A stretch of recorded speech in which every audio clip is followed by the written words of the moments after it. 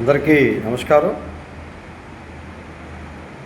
తెలంగాణ పంచాయతీ ఎన్నికలలో మొదటి విడత ఎన్నికలు 11వ తేదీన జరిగే ప్రక్రియలో మరొక రోజు మాత్రమే ఉన్నటువంటి ఈ గడువులో ప్రజలందరూ కూడా ఆ యొక్క ఓటు వినియోగంలో సద్వినియోగం చేసుకోవాలని చెప్పి మా గ్రామ స్వరాజ్య సాధనా సమితి ప్రజలందరినీ కోరుకుంటాం.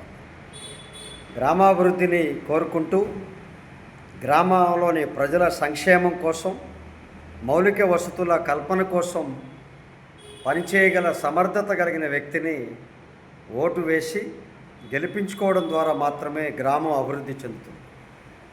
తాత్కాలికమైన ప్రలోభాలకు ఆ ఒక్కరోజు సౌకర్యం కోసం, సుఖం కోసం ఏదైనా ప్రలోభపడితే 5 ఏళ్ళు మన గ్రామాన్ని మనం తాకట్టు పెట్టినట్టుగా, మన గ్రామాభివృద్ధిని విస్మరించినట్టుగా ఓటరు గమనించాలి.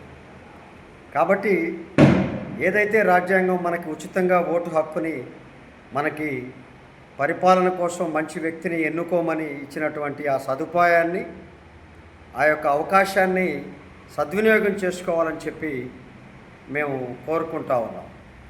ఏదైతే తెలంగాణ రాష్ట్రం ఉమ్మడి రాష్ట్రం నుంచి విడిపడి అభివృద్ధి కోసం ఏదైతే ఆ యొక్క నిర్ణయం తీసుకున్నారో, అలాగే గ్రామం కోసం ఆయా ప్రజలు ఉద్యమాలు చేయక్కర్లేదు, మంచి అభ్యర్థికి ఓటు వేయడం ద్వారా ఆ యొక్క గ్రామం యొక్క సౌకర్యాన్ని, గ్రామాభివృద్ధిని ఆశించినట్లుగా ఉంటుందని చెప్పి మేము కోరుకుంటా ఉన్నాం. ఏదైతే అభ్యర్థులు అనేక రకాలుగా ప్రలోభ పెడతారు, ఈ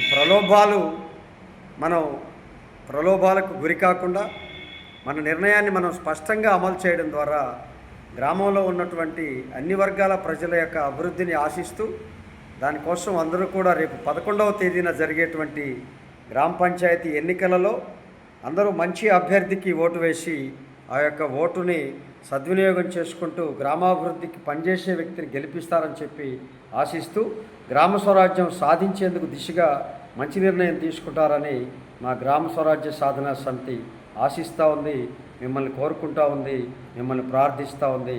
మంచి అభ్యర్థికి ఓటేద్దాం, గ్రామాభివృద్ధికి పాటుపడదాం.